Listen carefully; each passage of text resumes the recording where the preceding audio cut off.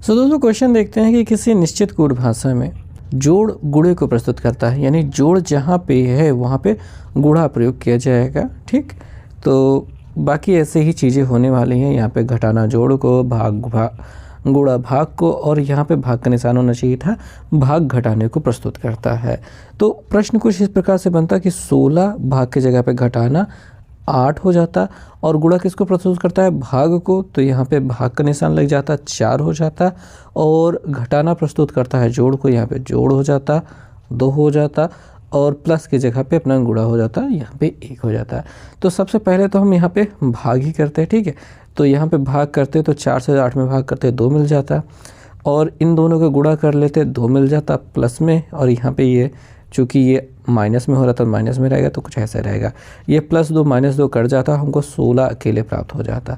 तो हम कह सकते हैं कि हमारा सी वाला विकल्प हमारा सही जवाब है। अगला प्रश्न पे आ जाते हैं। अगला प्रश्न हम देखते हैं कि हमारे पास प्रश्न क्या है। ठीक, तो प्रश्न में कहा गया है कि यहाँ पे देखिए हॉलीडे को इस रूप में कूटबद्ध किया जाता है, तो सम को किस प्रकार से कूटबद्ध किया जाएगा ये हमसे पूछ रहा है। तो बात ये होगी, देखिए h होता है 8 पे और e होता है 5 पे, 3 कम हो रहा है, o होता है 15 पे और l होता है 12 पे, 3 कम हो रहा है।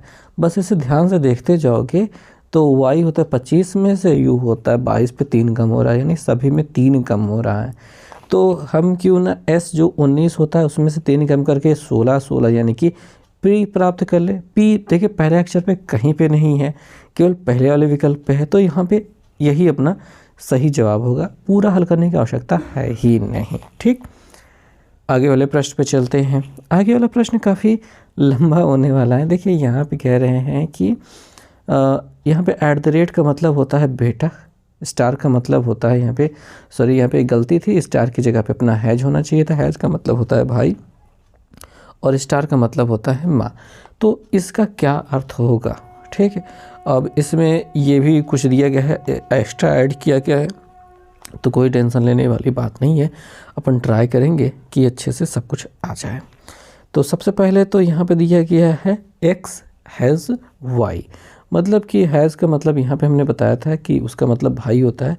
तो x जो है वो क्या है, भाई है, y का भाई है मतलब प्लस हो गया। ठीक, y @z है, इसका मतलब बेटा है, y जो है वो बेटा है z का, तो z का यहाँ पे बेटा हो गया, y प्लस में हो गया।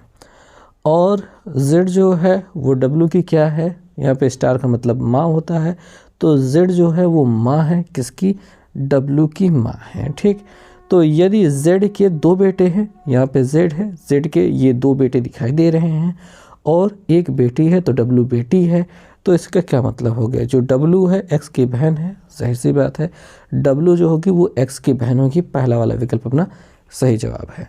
पहले विकल्प को देखेंगे कैसे हल करना है।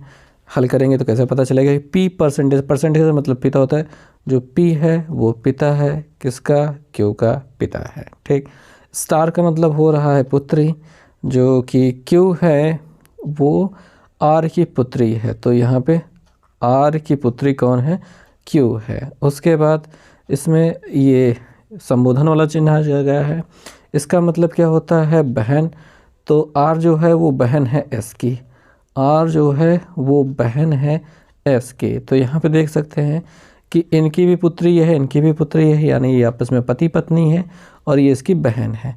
तो बहन का पति कौन हो गया, यहाँ पे p जो है वो s के बहन का पति हो गया। तो चौथा वाला विकल्प अपना सही जवाब है।